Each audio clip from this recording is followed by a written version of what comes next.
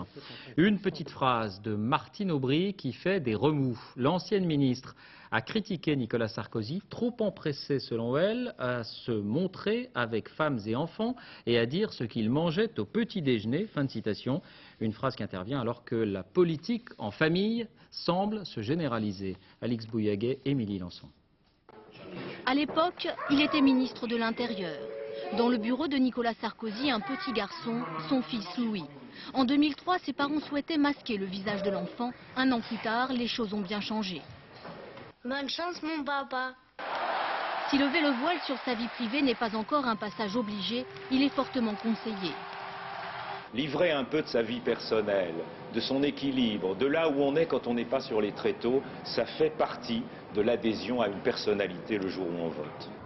Charles de Gaulle lui-même, à Londres, en 1943, a fini par céder. Poussé par Churchill, il pose avec sa femme Yvonne.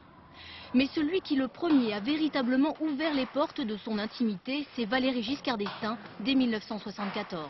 Ici, en famille, là, pour les vœux de 76. Je crois qu'Anémone veut aussi vous exprimer ses vœux.